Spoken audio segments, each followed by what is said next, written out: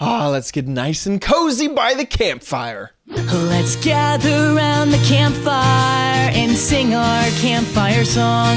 Hey guys, it's OMG Chad. We're going to talk about the campfire in today's episode. Quick word of warning though, we are still in snapshots, so things could change, but so far this is everything we know about the campfire. So here we are inside of Minecraft, and today we are going to be taking a look at the campfire. But first, how do you craft one yourself? Well, you need at least 4 logs and 1 piece of coal. You're going to take a log and turn that into sticks. You'll actually end up with 8 sticks. You don't need all 8. You only need 3 with the piece of coal in the center and the logs at the bottom, and that will craft you a campfire. If we look at the recipe right here, it can be any type of log, so it doesn't need to be oak or, it could be, birch or spruce or whatever, but it can also be a stripped version of that log, or it could be the bark version of that log.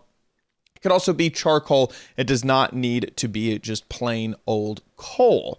So once you have your campfire, you can go ahead and stick it down.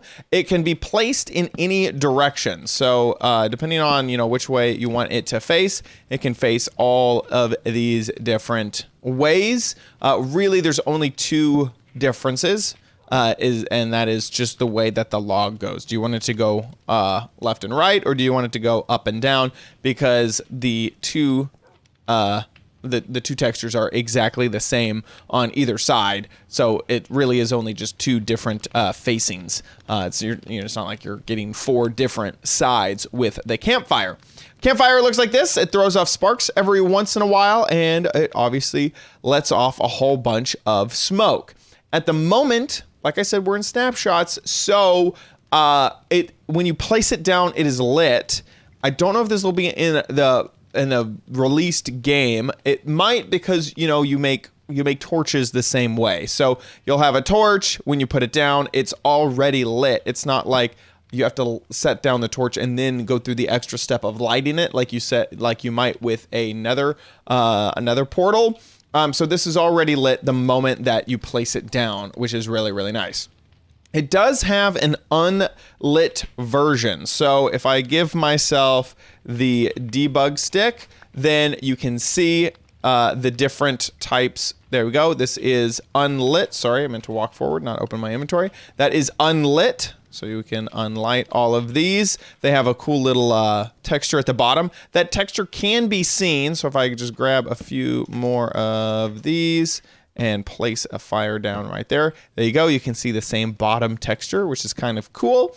And then you also have a whole bunch of other different options. So the signal fire we're going to get to in a bit, that will make the smoke rise higher. So if I go ahead and just turn this on again, that one has the signal fire on. This one does not. So you can see that the smoke disappears quicker than the one that has the signal fire option on. We're going to get on how to turn that on in just a bit. And then also you can waterlog this block. You probably won't waterlog it while it is lit, so that'd probably be something that you would waterlog turned off. But just like all the other sort of transparent-ish blocks, you can also have this one completely waterlogged, which is cool because it won't look weird when it is submerged in water. So you could have a water fire, which is pretty neat, pretty cool. So there are some practical uses to the fire other than it just looking super duper cool. The first is light level. So if I set the time to midnight, we'll see that this lets out a pretty good amount of light. This fire puts out a light level of 15. So if we go over it and hover over F3, you can see that the current light level is 15. If we walk far away and put down a torch, you'll see that that is light level 14. So it's 1 light level higher than a torch. Let me set the time back to day. The other practical thing that this fire can do, other than the light, is it can cook up your meat. As you see, when I put down a bit of raw meat, any type, can be fish, could be pork, could be steak, there's these particles that sort of emanate off of whatever you're putting down. You can put up to 4, no more. And then after a little while, the meat will pop off once it is completely cooked. So it doesn't have an inventory like a smelter or a furnace or a smoker. but it doesn't require any fuel, which is a cool thing. If you remember, I put down those 2 pieces of meat and then I put down the other 2 a little bit later. So they don't all come off at the same time. They all have their own little timer on how long it will take to cook, and then they will come off the fire once they are fully cooked.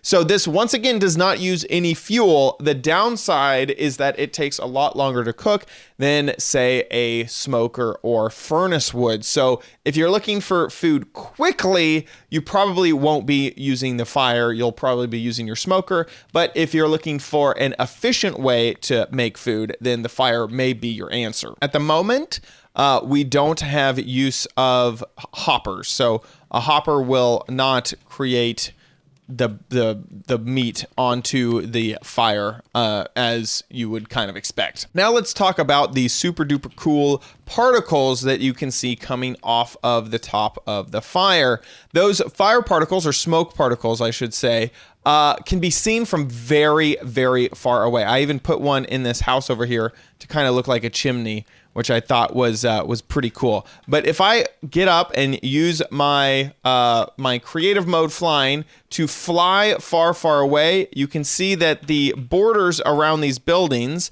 have disappeared.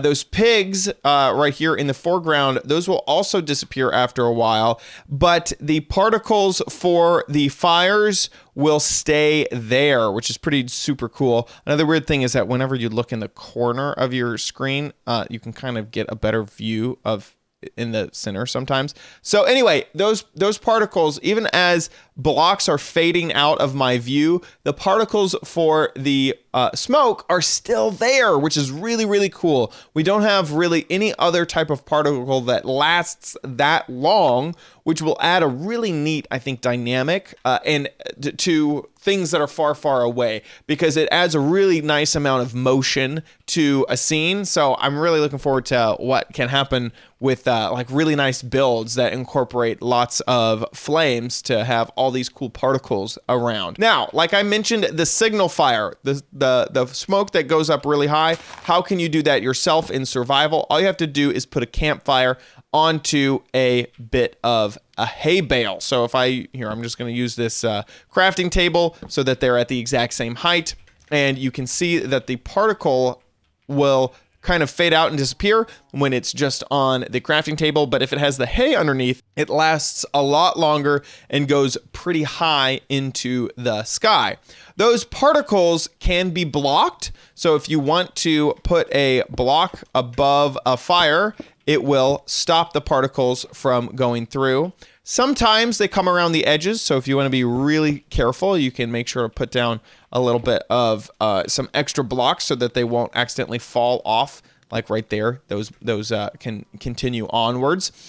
They can not only be blocked by solid blocks, but they can also be blocked by blocks that can kind of move out of the way. So I'm going to grab some carpet, and then I also need some string. So I'm going to go ahead and put this string down and then put a little bit of carpet on top. And you can see that the carpet will stop the particles as well. Carpet can be moved with sticky pistons, which is pretty cool. And then also we can put down a trap door. I'm going to delete the string underneath. The trap door is interesting because you can actually open the trap door and the particles will go through, except for the ones that are caught barely on the edge of the trap door. But you could also close it again to stop the smoke from rising. So we've already seen some really cool smoke signal effects using this. I personally want to make one that makes an SOS symbol, which is the 3 dots, 3 dashes, 3 dots with redstone to make that happen. So there's a whole bunch of different ways to kind of use these smoke particles in some pretty cool and efficient ways. Another thing, this was in the original snapshot, this has changed, is that scaffolding will no longer allow smoke to pass through. Smoke does stop with scaffolding unless it looks like it's right dead in the center. It looks like a few little smoke particles are passing through, except for the ones that are getting caught on the bottom there.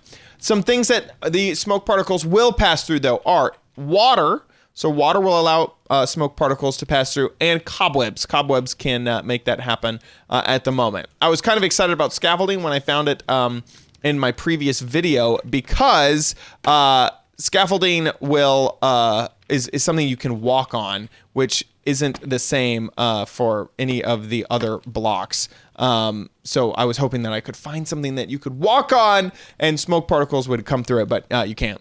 Another thing the smoke particles will pass through is a beam from a beacon, which is kind of cool, adds a really neat effect. Although if you want to put down a hay bale underneath, then that will stop the beam because now there is a solid block in the way of it in the sky. So you'll get higher smoke trails, but you won't get the beam anymore. But this is considered a transparent block, so the beam can go directly through it, which is pretty neat. Hope you enjoyed it. I'm going to remind you one last time that we are in snapshots. So this is the development version of Minecraft. So still, things could change in the future. We've only had campfires for 2 weeks now, so things could change. I hope you enjoyed this video. If you did, make sure you give this video a like. Make sure you leave a comment down below letting me know what's in your head. And make sure you subscribe for future videos, tips, tricks, tutorials, and spotlights here on OMG Craft. See you next time. Bye.